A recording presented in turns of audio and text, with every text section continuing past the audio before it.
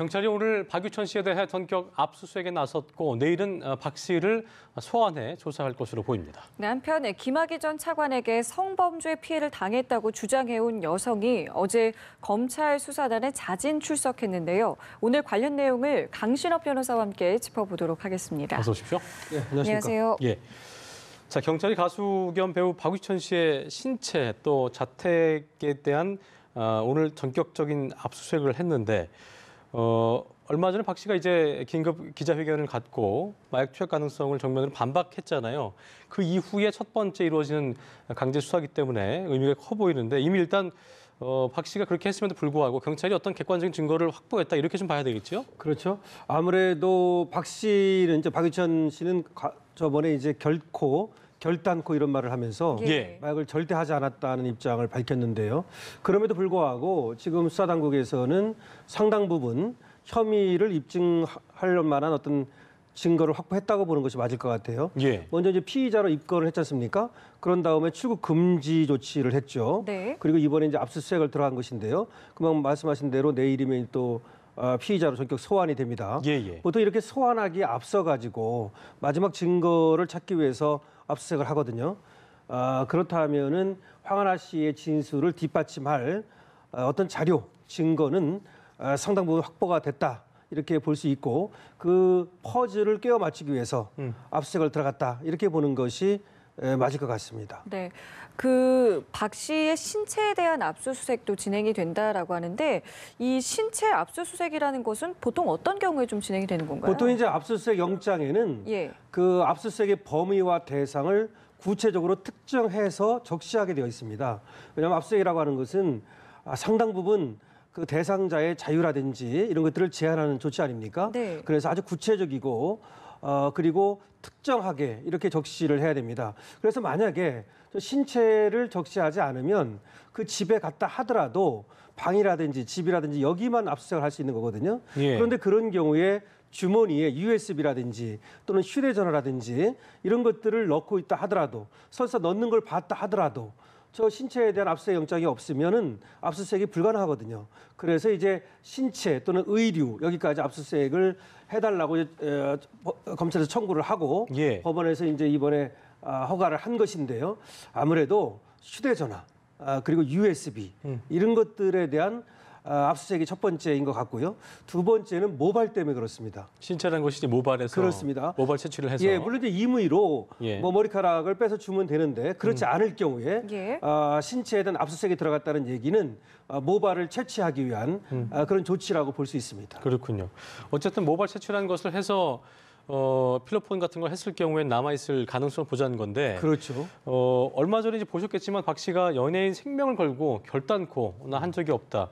마약을 한 적이 없다라고 반박 기자회견을 한 상황에서 경찰이 황 씨의 진술에 더 신빙성이 있다고 본 걸까요? 어떻게 좀 오늘 그 해석을 좀 예, 해야 맞습니다. 될까요? 좋은 중요한 얘기인데요.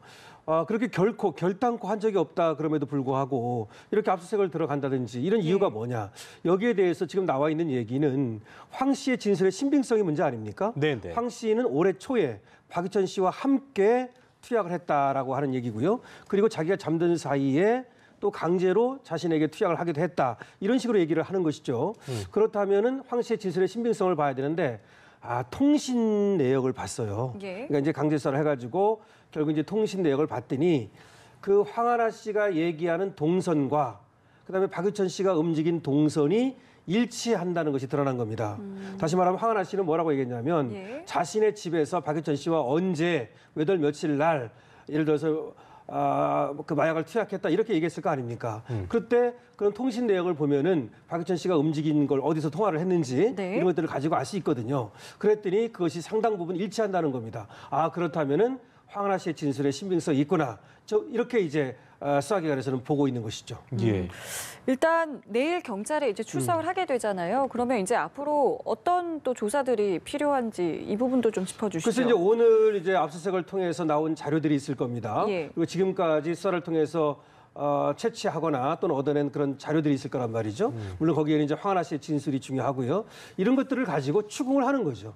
그래서 지금까지 채집한 모은 어떤 진술과 증거를 토대로 박전 씨를 불러서 사실관계를 확인하는 것이죠. 그러면서 만약에 이제 또 지금 예측하기에는 박전 씨가 기자회견까지 열어가지고 결단코하지 않았다. 예. 이렇게 말을 했기 때문에 내일 수사기관에 나간다 하더라도 혐의를 부인할 가능성이 많습니다. 그렇게 되면은 황하나 씨 진술과 하나하나 맞춰가면서 네네. 그리고 확보한 증거를 토대로 추궁을 하게 되겠죠. 그런데 이제 그 진술이 그리고 그 증거가 얼마나 촘촘하냐 여기에 따라서 박희천 씨가 그 부인하던 입장을 번복해서 자백을 할 가능성도 있고요.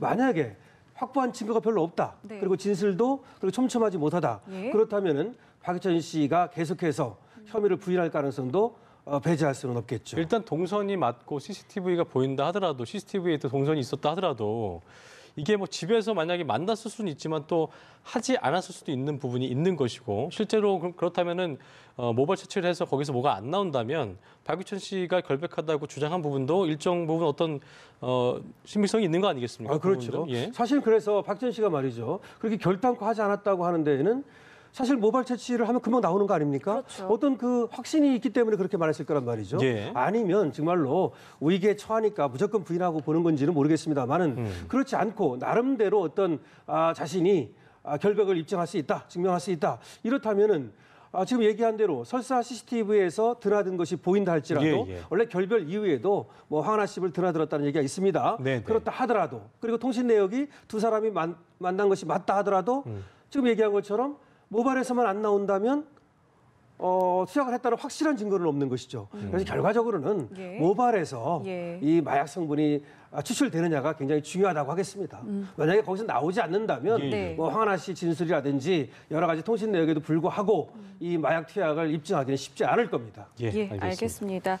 자, 관련 내용 나오면 저희가 또 다시 한번 좀 짚어보도록 하겠고요. 예. 이번에는 김학의 전 법무부 차관 별장 성범죄 관련해서 당시에 피해를 입었다라고 주장했던 여성이 검찰에 자진 출석을 했다고 하는데 이 내용부터 좀 짚어볼까요? 글쎄 말입니다. 자진 출석을 했다고 그러는데요. 예? 이 씨라는 사람입니다. 이것이 이제 2013년입니다.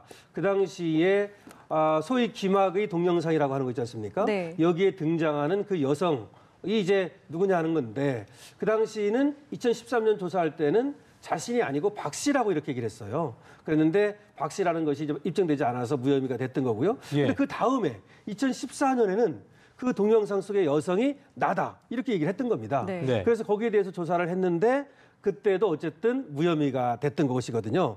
그래서 그 당시 그 이 씨를 이제 김학의 수사단에서 불러서 참고인으로 조사를 했다는 것인데요. 원래는 뭐 나와달라고 얘기했던 것은 아니고 그 당시에 자료가 있다면 좀 내달라 이렇게 얘기를 했더니 예. 이 씨가 내가 그럼 나가서 조사를 하겠다. 네. 진술을 하겠다. 이래가지고 나와서 얘기를 했다는 것인데 아무래도 이 김학의 전 차관의 성폭행 혐의 네. 여기에 대한 어떤 수사를 함에 있어서 당시에 어쨌든 김학의 동영상에 등장한다고 하는 자신이 나라고 하는 그 이 씨에 대한 조사는 필요하다고 보겠죠. 그래서 아무래도 수사단에서 이 씨에 대한 조사를 한 것으로 이렇게 보입니다. 어쨌든 성범죄나 성폭행 혐의에 있어서는 이게 증거도 중요하겠지만 그 피해자라고 얘기하는 사람의 진술도 굉장히 그럼요. 중요한 부분을 작용하잖아요. 예, 진술이 예. 굉장히 중요하죠. 왜냐하면 강제성이 있었는지 아니면 또 합의에 의한 것인지 이런 것들은 외적 증거도 중요하지만 당사자 얘기도 굉장히 중요한 것이거든요. 네. 그렇기 때문에 어쨌든 자신은 그 당시 이제 성폭행으로 이 씨가 고소를 했었거든요. 네. 그 얘기는 이제 성폭행이라고 주장했다는 거 아닙니까? 네. 예. 그와 관련 조사를 하는 것이고요. 또 하나는 저 이 씨가 이제 얘기했던 것 중에 하나가 그 당시 김학의 전 차관한테 윤중천 씨가 돈 봉투를 건네는 것을 본 적이 있다. 이렇게 진술한 내용이 있습니다. 네. 아무래도 그래서 그 내용도 불러서 한번 조사를 했던 것으로 이렇게 보여집니다. 예. 네. 그 김학의 전 차관의 경우에는 지금 무고로 여성을 좀 고소를 한 상태잖아요. 그렇죠. 그것과 맞물려서 이제 자진 출석을 했단 말이죠. 네. 이 부분도 굉장히 좀 중요한 부분 아니겠습니까? 맞습니다. 이제 김학의 전 차관 입장에서는 그 당시도 예. 무혐의 처분을 받았는데 예. 성폭행 혐의로 고소를 했고 예, 예. 또 수사를 받아서 분명히 이렇게 무혐의 처분을 받았는데 다시 또 그런 어떤 주장을 한다. 이것 때문에 이제 그 옛날 그걸 가지고 네네. 이제 무고로 이제 고소를 하게 된 겁니다. 김학의 전 차관 입장에서는 과거에는 무고죄까지는 들먹이지 않았지만 자신이 이제 수세에 몰리자 그때 그 고소했던 거를 무고죄로 고소했다고 볼 수 있는 겁니다. 네. 그렇기 때문에 어쨌든 한쪽에서 이제 성폭행이라고 주장하고 한쪽에서는 무고라고 주장하기 때문에 예. 여기에 대해서도 수사가 필요한 것이고 어쩌면 그 무고죄를 지금 피의자로 입건한 것은 아닙니다, 물론. 왜냐하면 무고로 고소를 하는 경우에도 과거와 달리 지금은 먼저 성폭행 혐의에 대한 수사가 끝난 다음에 무고죄를 이제 수사를 합니다. 그래서 그렇군요. 그거는 아직 좀 미뤄져 있는 것이고요. 예. 이번에는 이 씨를 불러서 참고인으로 조사를 한 겁니다. 어쨌든 근데 이게 저희가 그 별장 성범죄에 대해서도 공소시효 문제로도 말이 많이 있었는데 이 시기가 언제냐, 2007년 말이었는지 2008년이었는지 따라서도 달라질 수 있기 때문에 왜냐하면 법 개정이 일단 그 2007년 말에 이루어졌기 때문에 네. 그러니까 이 여성을 상대로 얘기를 하면서 그때 별장이 있었다면 그 시기가 언제였는지에 대한 확인도 할 수 있는 그렇죠. 부분이겠네요. 시기도 확인해야 예. 되고요. 그다음에 이 씨 같은 경우는 이것이 원주 그 별장이라고 얘기하지 않거든요. 사실은 그것이 강남에 있는 자신의 집이었다는 얘기도 좀 하고 있어요. 그 당시 그 동영상 얘기입니다. 예. 물론 이제 동영상 말고 다른 성폭행이 있었는지는 변론이고요. 네네. 그 동영상에 대해서는 그것이 원주 별장이 아니라고 얘기를 하고 있거든요. 그리고 본인의 말은 2008년이라고 얘기를 하는데요. 그런 거에 대해서도 조사가 필요합니다. 알겠습니다. 자, 그럼 조금 전에 말씀하셨던 그 돈봉투를 건넨 것을 이제 목격했다고 진술한 부분, 이렇게 진술을 하게 된다면 뇌물죄 부분에 있어서도 좀 수사의 속도가 좀 나게 되는 건가요? 근데 이 씨가 얘기하는 것은 돈봉투를 수차례 건네는 것을 보았다. 예. 그것이 언제냐? 2007년이다. 이렇게 얘기하고 있어요. 근데 증거라든가 이제 이런 부분도 좀 그렇죠. 필요한 증거도 부분 있고 그래야 아니겠습니까? 되는데. 예. 그래서 설사 2007년이라 하더라도 돈봉투를 건넸다 하더라도 대부분 또 예, 공소시효가 12년이 지나잖아요. 지금 흘렀잖아요. 네네. 그래서 원래 이제 3천만 원까지는 5년 이하의 징역이고 공소시효가 7년이거든요. 네. 그래서 그거는 이제 분명히 지난 거죠, 공소시효가. 1억이 넘어야지. 예, 1억이 10년 넘으면 거죠. 15년이고요. 때문에. 3천만 원부터 1억까지는 10년입니다. 예. 그래서 언제 돈봉투를 건넨 건지 뭐 이런 것도 중요한데 사실은 이제 윤중천 씨하고 김학의 전 차관 사이에 돈이 오고 갔다는 것이 2005년부터 2012년까지라고 지금 얘기되거든요. 그래서 만약에 2012년이라면 네. 공소시효가 남아있을 가능성이 있는 것이고요. 근데 수사기관에서 나오는 얘기는 일부 공소시효가 남아있는 것으로 보인다. 이렇게 얘기를 하고 있고요. 그리고 윤중천 씨가 돈을 건넸다는 사실을 일부 시인하고 있는 것으로 보인다. 이런 얘기가 나옵니다. 그래서 그거는 앞으로 따져봐야 되는데 지금 얘기한 것처럼 정말로 증거가 있는지 네. 그다음에 또 증거가 있다 하더라도 공소시효 내인지 이런 여러 변수가 있습니다.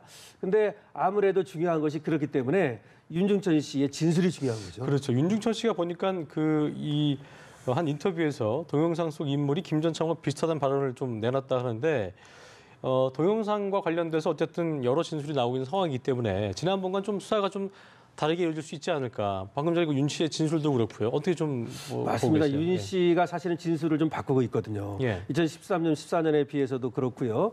그다음에 지금 윤중천 씨에 대해서 여러 가지 관련 수사를 하고 있거든요. 예. 그 관계자들을 많이 참고인으로 불렀습니다. 사실은 원주 그 별장의 뭐 소유주로 돼 있는 사람들이라든지 관계자들 그리고 사업을 했지 않습니까? 그 사업을 하면서 여러 가지 관계자들을 불러서 조사를 하고 있는데 사실은 윤중천 씨에 대한 압박이 굉장히 강할 것이거든요. 네. 그렇기 때문에 윤천 씨가 진술을 과거와 태도를 바꿔가지고 그야말로 모든 걸 다 털어놓는다.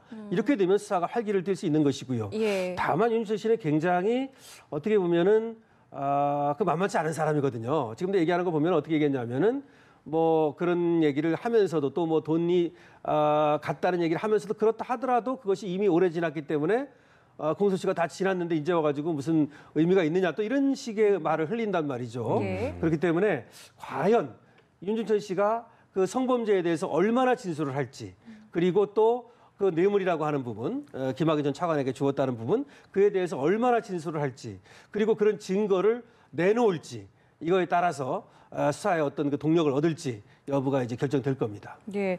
자, 그리고 또 하나요. 당시 이 수사의 외압과 관련한 부분도 지금 조사가 되고 있는데 글쎄요. 이세민 전 경찰청 수사기획관, 그러니까 당시에 외압으로 좌천된 것으로 알려진 인물인데 불러서 조사를 했다고 합니다. 좀 어떤 내용들을 좀 조사를 하고 있습니까? 예, 그 당시 이제 2013년 1월에부터 4월까지 그 경찰 업무 일지라고 하는 것이 있다고 그래요. 그거를 이번에 이제 김학의 수사단에 제출을 했다는 것이고요.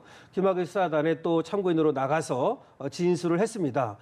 그거죠. 그 당시에 이제 청와대에 외압이 있었는지 여부를 이제 수사하는 거 아니겠습니까? 네. 그런데 그 당시에 이제 청와대 보고를 했다는 얘기거든요. 그리고 그 보고 내용을 아까 얘기한 경찰 업무 일지에 비교적 구체적으로 적시 사실관계를 적어놨다는 겁니다. 그래서 이제 그거를 제출을 했고요.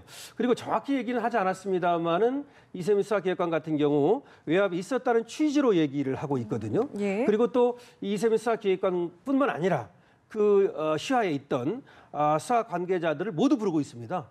그렇기 때문에 당시에 이제 수사가 어떻게 이루어졌고, 그다음에 첩보가 어떻게 생산되고, 그다음에 그것이 어떻게 보고되고 청와대라든지 민정 라인에 말이죠. 네. 그리고 어떤 외압이 있었는지 이런 것들을 이제 조사하고 있는데요. 아직까지 확실하게 어떤 물증이 나온 것 같지는 않습니다만은 저 업무 일지가 적어도 어떤 보고를 했고 어떤 지시를 받았는지에 대해서는 일흥의 하나의 중요한 증거라고 볼 수 있겠죠. 알겠습니다.